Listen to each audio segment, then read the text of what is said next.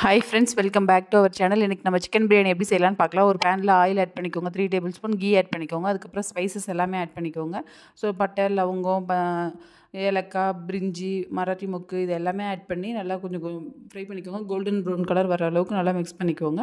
Mix பண்ணதுக்கப்புறம் இதில் நம்ம க்ரீன் சில்லி ஒரு 3 ஆட் பண்ணிக்கலாம். லைட்டாக கீரி விட்டு ஆட் பண்ணுங்கள். அப்படியே போட்டிங்க அப்படின்னா அப்படியே வெடிக்கும். ஸோ அதனால் கீரி விட்டு ஆட் பண்ணுங்கள். க்ரீன் சில்லி ஃப்ரை ஆனதுக்கப்புறம் அதில் நம்ம ஒரு பெரிய சைஸ் ஆனியனை கட் பண்ணிவிட்டு இப்படி இது பண்ணி ஆட் பண்ணிக்கோங்க. அப்போ தான் உதிரி உதிரியாக இருக்கும். அப்படியே ஆட் பண்ணிங்கன்னா பெருசாக பீஸாக இருக்க மாதிரி இருக்கும். ஸோ கட் பண்ணிவிட்டு நல்லா மசிக்கி விட்டு ஆட் பண்ணிக்கோங்க. ஆட் பண்ணிவிட்டு நல்லா ஆனியன் வந்து ஃப்ரை ஆகட்டும். நெக்ஸ்ட்டு டொமேட்டோ ஆட் பண்ணிக்கலாம். மீடியம் சைஸாக இருந்தால் ஒரு 3 ஆட் பண்ணிக்கோங்க. லார்ஜ் சைஸாக இருந்தால் ஒரு 2 ஆட் பண்ணிக்கோங்க. ஸோ ஸ்லைஸ் பண்ணி ஆட் பண்ணிக்கோங்க. ஆட் பண்ணிட்டு நல்லா மிக்ஸ் பண்ணிக்கோங்க. மிக்ஸ் பண்ணிவிட்டு டொமேட்டோ கொஞ்சம் குக் ஆகிறதுக்கு நம்ம கொஞ்சம் சால்ட் ஆட் பண்ணிக்கலாம். ஸோ சால்ட் ஆட் பண்ணிவிட்டு நல்லா மிக்ஸ் பண்ணிக்கோங்க. மிக்ஸ் பண்ணிவிட்டு டொமேட்டோ ஒரு 50% குக் ஆனதுக்கப்புறம் இதில் வந்து நான் புதினா ஒரு ஹேண்ட்ஃபுல்லாக புதினா ஆட் பண்ணிக்கிறேன். புதினா ஆட் பண்ணிட்டு நல்லா மிக்ஸ் பண்ணிக்கிறோம். மிக்ஸ் பண்ணிவிட்டு இது நல்லா கொஞ்சம் குக் ஆகட்டும்.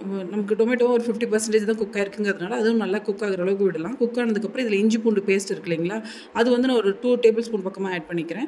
இஞ்சி பூண்டு பேஸ்ட் வந்து நான் ஆல்ரெடி அரைச்சி ரீஸ்டோர் பண்ணி வச்சுருந்தது தான். அது எப்படி பண்ணணும் அப்படிங்கிற மாதிரி வீடியோ நான் ஆல்ரெடி போட்டிருக்கேன். நீங்கள் செக் அவுட் பண்ணி பாருங்கள். இஞ்சி பூண்டோட பச்சை வாசனை போகிற அளவுக்கு நல்லா குக் பண்ணிக்கோங்க. பச்சை வாசனை போகுதுன்னு ஒன்ஸ் செக் பண்ணிக்கோங்க. ஏன்னா பச்சை வாசனை இருந்தால் நமக்கு பிரியாணிலேயே அந்த ஸ்மெல் வரும். ஸோ அதனால் அது இல்லாமல் இது பண்ணிக்கோங்க. அதுக்கப்புறம் நான் வந்து வீட்டில் அரைச்ச பிரியாணி மசாலா கொஞ்சம் ஆட் பண்ணிக்கிறேன். அதுக்கப்புறம் நான் கறி மசாலா கொஞ்சம் ஆட் பண்ணிட்டு காரத்துக்கு ஏற்ப மிளகாய் தூள் கொஞ்சம் ஆட் பண்ணிக்கிறேன். இதெல்லாம் ஆட் பண்ணிட்டு நல்லா மிக்ஸ் பண்ணிவிட்டு நான் அது ஃபைனலாக கேர்டு ஆட் பண்ணிக்கிறேன்.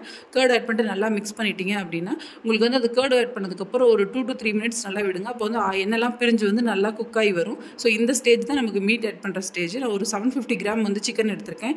1/2 kg ரைஸ்க்கு வந்து 750 கிராம் எடுத்திருக்கேன். நீங்கள் ஈக்குவல் குவான்டிட்டி எடுத்துருக்கலாம். நான் கொஞ்சம் எக்ஸ்ட்ரா எடுத்திருக்கேன். ஸோ சிக்கன் ஆட் பண்ணிட்டு நல்லா மிக்ஸ் பண்ணிங்க அப்படின்னா சிக்கன் ஃபஸ்ட்டு நீங்கள் ஆட் பண்ணதுக்கும் குக்கான ஸ்டேஜ் ஒரு 50% குக் ஆனதுக்கப்புறம் தான் நம்ம வாட்டர் ஆட் பண்ணணும். 50% அப்படிங்கிறது வந்து அந்த சிக்கன்லாம் கொஞ்சம் டைட் ஆகும்.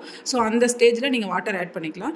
நான் வந்து சீரக சம்பா ரைஸ் எடுத்திருக்கேன். ஸோ 1/2 kg ஊற வச்சிருக்கேன். அது டம்ளரில் இருந்தால் 3 டம்ளர் வந்தது. ஸோ ஒரு டம்ளருக்கு 2 டம்ளர் தண்ணிங்கிற மாதிரி நான் எடுத்து ஆட் பண்ணிக்கிறேன். தண்ணி ஆட் பண்ணதுக்கப்புறம் நீங்கள் வந்து உப்பு பார்த்துக்கோங்க, காரம் பார்த்துக்கோங்க. உப்பு வந்து ஒரு உப்பு கொஞ்சம் அதிகமாக இருக்கணும். அப்போ தான் ரைஸ் வெந்து வரும்போது உப்பு ஈவனாக இருக்கும். ஸோ தண்ணியெல்லாம் கொதிச்சதுக்கப்புறம் நீங்கள் வந்து இப்போ ரைஸ் ஆட் பண்ணிக்கலாம். நான் ரைஸ் 1/2 hour முன்னாடியே ஊற வச்சு அதை ஃபில்டர் பண்ணி வச்சுருக்கேன். ஸோ தண்ணி இல்லாத ஈரமான ஊற வச்ச ரைஸ் வந்து ஆட் பண்ணிக்கிறேன். ஆட் பண்ணிட்டு நல்லா மிக்ஸ் பண்ணிவிட்டு இந்த சைஸில் நான் தம் போட்டுக்கலாம்.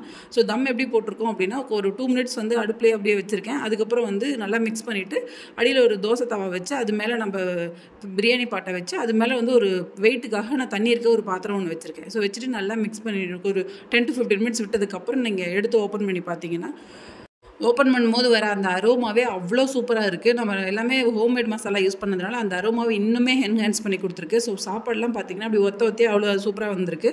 ஸோ சீரக சம்பாவில் இதுதான் ஃபஸ்ட் டைம் ட்ரை பண்ணுறேன். ஸோ சூப்பராக வந்துருச்சு. ஸோ இது கூட ரைத்தா வச்சு சாப்பிட்டிங்கன்னா பயங்கரமான டேஸ்ட்டாக இருக்கும். நீங்கள் ட்ரை பண்ணி பார்த்துட்டு எப்படி இருக்குன்னு சொல்லுங்கள். தேங்க்ஸ் ஃபார் வாட்சிங். பாய்.